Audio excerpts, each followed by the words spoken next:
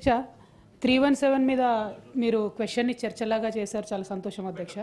మంచిగా మీరు మాట్లాడుతుంటే కూడా నాకు చాలా సంతోషం అనిపిస్తుంది. ఆనాడు తెలంగాణ రాష్ట్రం ఏర్పడ్డ తర్వాత చిన్న జిల్లాలు చేసుకొని జిల్లాలో అత్యంత పేదరికంలో ఉన్న వాళ్ళందరినీ కూడా బాగు చేసుకోవాలనే సదుద్దేశంతో చిన్న జిల్లాలు చేసుకున్నాం అధ్యక్ష.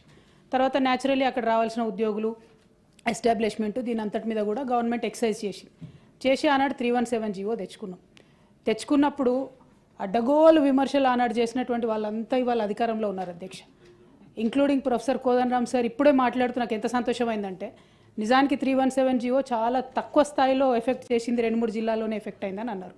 కానీ ఆనాడేమో అట్లా మాట్లాడలేదు, యావత్ తెలంగాణలో ప్రతి ఒక్కరు బాధపడుతున్నారు అన్నట్టు మాట్లాడారు.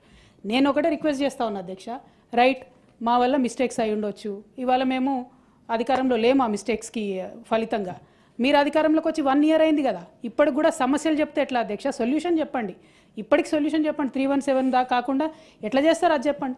అది చెప్పకుండా 317 అట్లయింది ఇట్లయింది అని అంటే ఎట్లా? మేము రిక్వెస్ట్ చేసేది ఒకటే అధ్యక్ష, ఎస్ కొంతమంది ఉపాధ్యాయులకు ఇబ్బంది జరిగింది, కానీ చారిత్రాత్మకంగా జరిగేటటువంటి కొన్ని నిర్ణయాలు, విధానపరమైనటువంటి నిర్ణయాలు మీరు 31 జిల్లాలు ఏర్పాటు చేసుకుంటే 31 జిల్లాల కేంద్రంగా కాకపోతే జీవోలు పాత జిల్లాల పరంగా ఎట్లా చేస్తాం సార్? మన కేంద్ర ప్రభుత్వం నుంచి సింక్రనైజేషన్ ఎట్లా అవుతుంది అంటే తమరు సీనియర్ సభ్యులు సార్, నేను మిమ్మల్ని పర్సనల్గా తప్పు పట్టాలన్నది నా ఉద్దేశం కాదు. ఒకసారి జిల్లాలంటూ ఏర్పడ్డ తర్వాత వాటిని మనం కేంద్ర ప్రభుత్వానికి రికగ్నిషన్ కోసం పంపించిన తర్వాత సింక్రనైజేషన్ అనేది సిస్టంలో ఉండాలి కదా sir. So solution has to be found in that spirit. కానీ ఇప్పటికీ ప్రాబ్లమ్స్ డిస్కస్ చేసి ఇప్పటికీ మమ్మల్ని అనాలన్నది కొద్దిగా హాస్యాస్పదంగా అనిపిస్తాం sir. But I really hope తొందరగా సొల్యూషన్ ఫైండ్ అవుట్ చేయాలని కోరుతాం. చైర్మన్ సార్, ఈరోజు పెద్దలు ఏవిఎన్ రెడ్డి గారు